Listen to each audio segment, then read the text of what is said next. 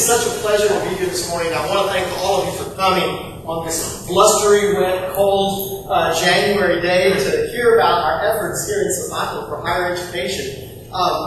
We really do have something so unique here in this beautiful new center that we've got here. We're actually become a national model. Other communities that have rural populations that are somewhat isolated from higher ed centers are looking at how well this program operates for replication in other parts of the country. And due to grant writing efforts of Peggy, she's procured millions of dollars to help build up this center. One of the grants from the federal government was $1 million grant that put in place all the state-of-the-art technology that we have, which has literally connected Zapata to any academic institution in the world. So here's what we're doing today. We are offering, here in Zapata, Texas, 7 core curriculum academic courses that count towards your bachelor's degree in any accredited university in the United States. All of the courses that we offer here in Zapata are transferable to any accredited university. And what we're trying to do is make sure that our students can avoid these long, dangerous drives back and forth.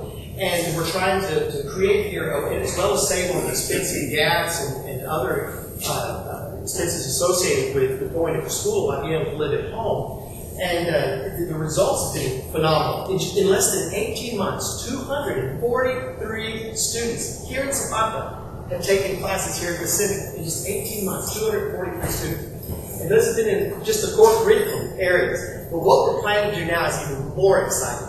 We're getting ready to now move into expanding those bachelor degree programs so that the more the coursework can be done here, and we're trying to focus it in certain areas. I'm so happy and pleased to see the law enforcement community represented here by all of you guys today. Because one of the programs we're going to be starting, actually in January, is going to be a program for the Bachelor's of Science degree in Criminal Justice.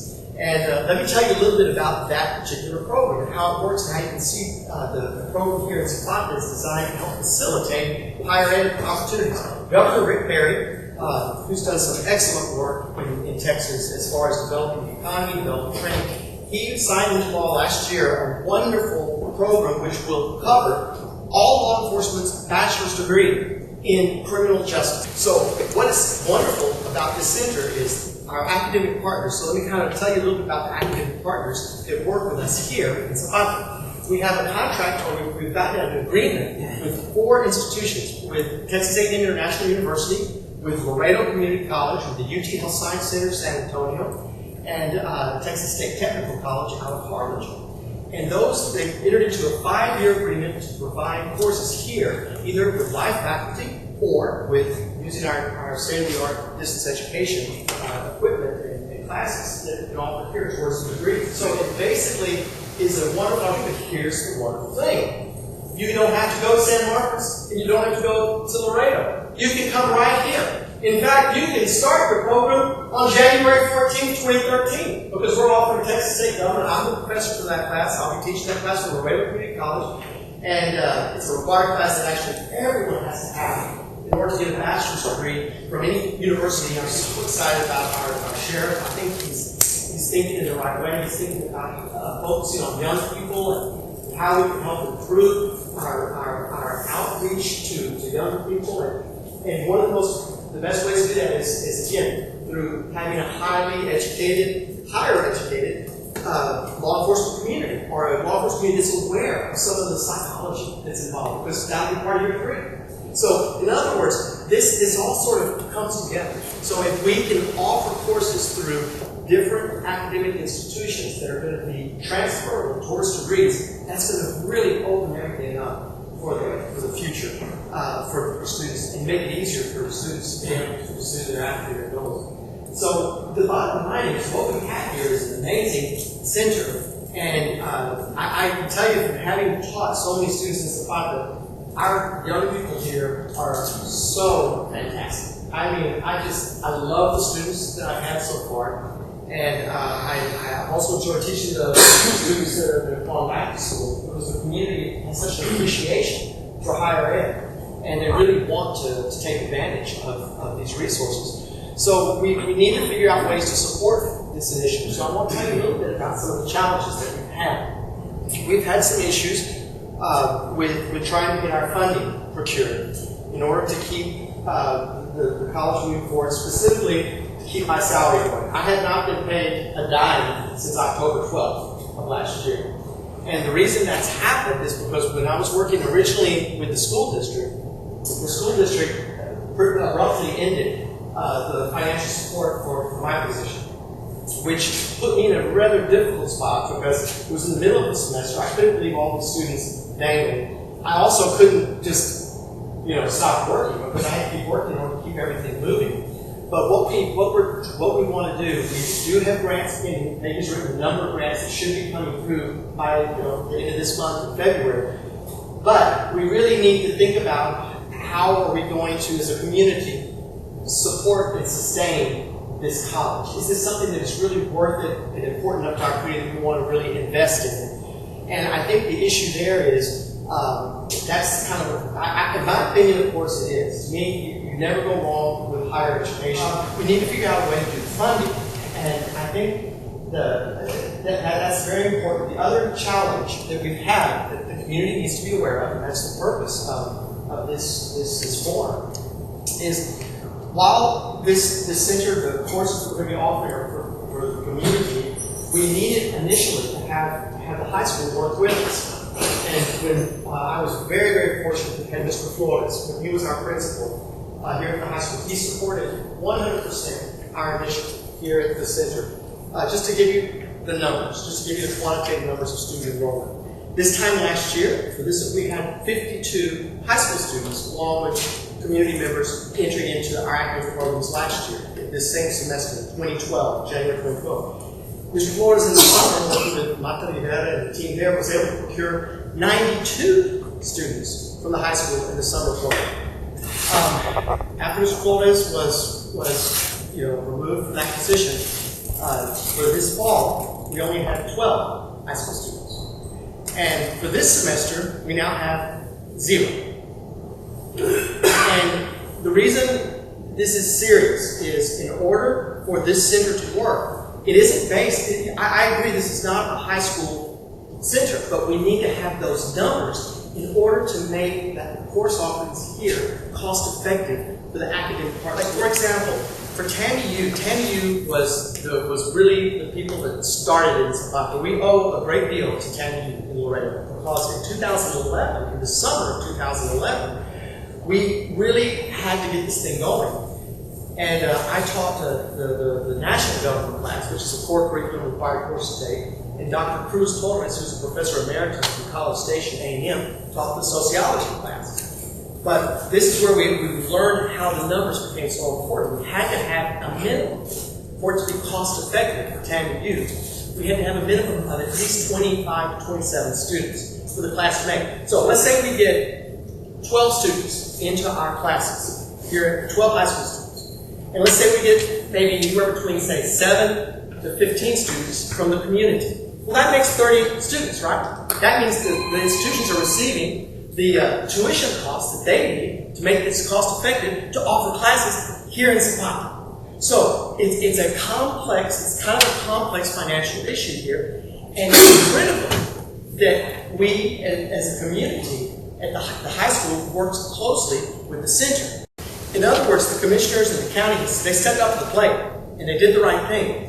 But now the issue is, well, okay, so Dr. Garcia and Jenny Rodriguez don't want to work with Dr. Brown, which is the excuse, basically, that we've been given. They don't want to work with me. I don't mind working with them, but for whatever reason, they want to keep all the high school students only on their campus, only taking the courses there at their distance education center. And this is really unfortunate because here at the center, this gives them a chance to interact with members of the law enforcement community who are going to be students who have already graduated from high school, who are young or mid-level professional people that are pursuing their higher ed, which is a wonderful opportunity for the high school students. But furthermore, they get that chance to have some live faculty.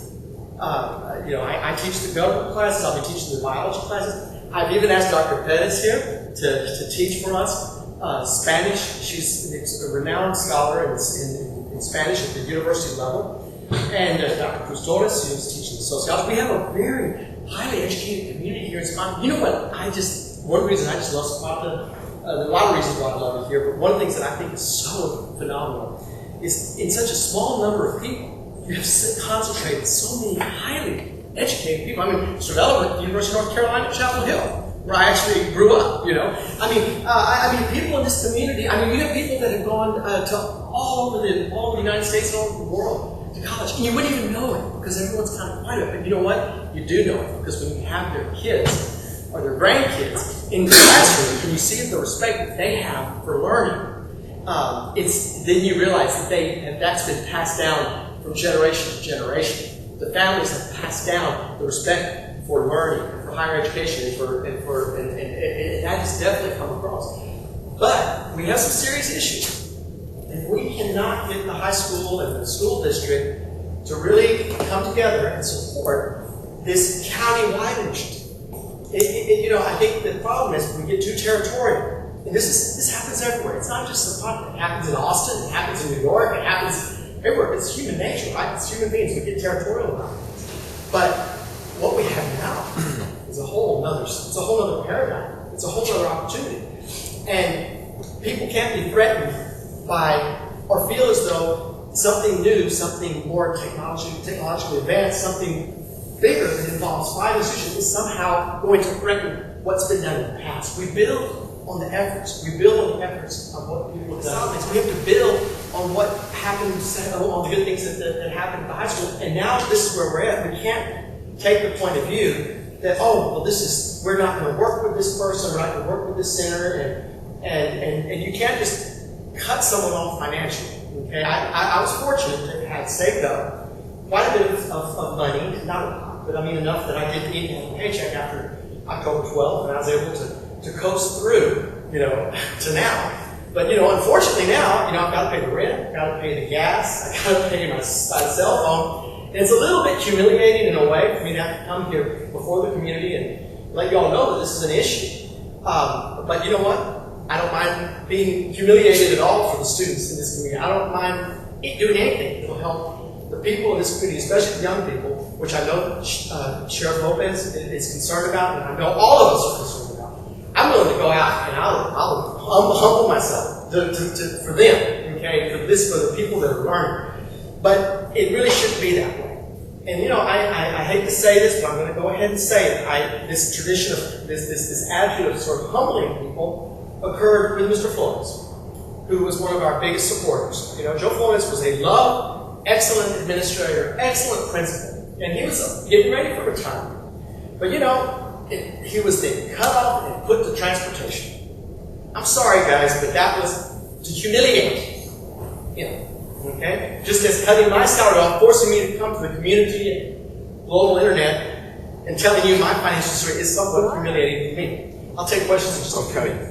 But what I think is important is we have to think about the way we treat people as a community, especially people who are trying to make positive change. And here's the thing, I really believe everybody wants to make a positive change because we love Zapata. I've only lived here for two years and I've grown to just love it. But we have some issues regarding sustainability for this center.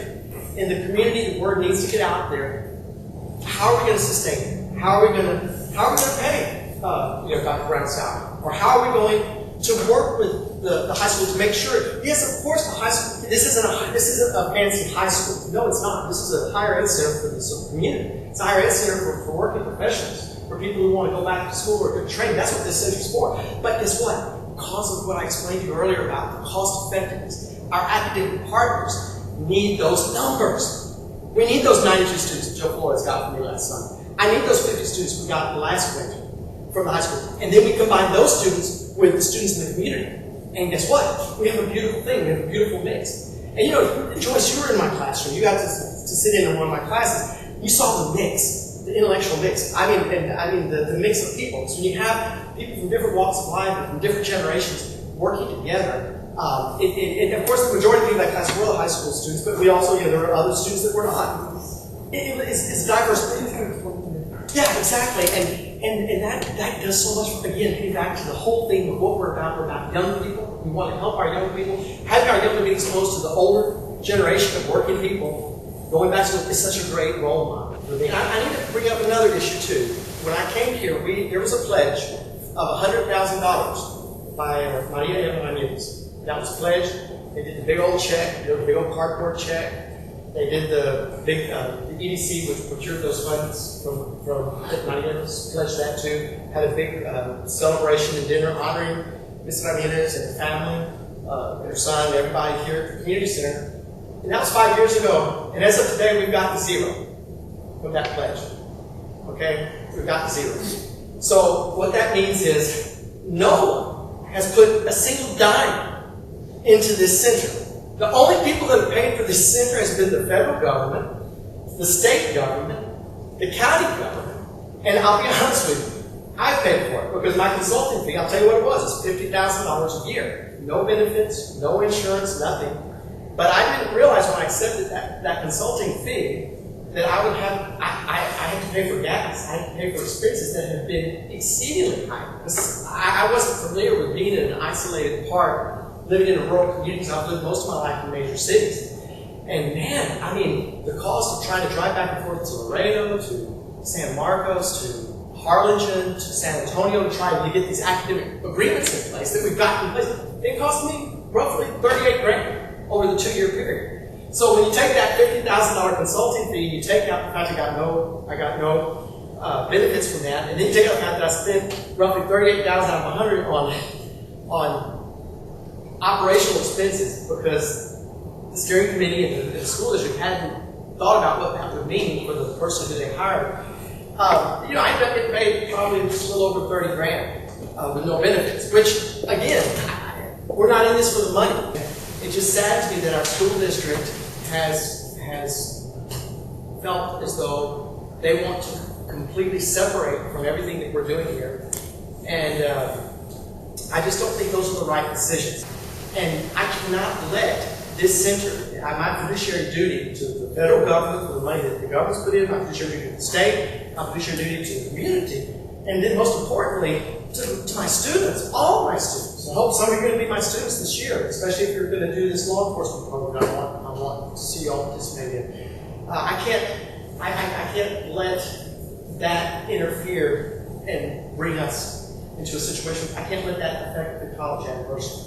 So the community, I'm calling on the community to be aware of what's going on, because again, I think the idea that they want it with the power breakfast and the idea of having Savannah is now a university town. And once you become a university town, guess what happens, ladies and gentlemen? There's intellectual discourse.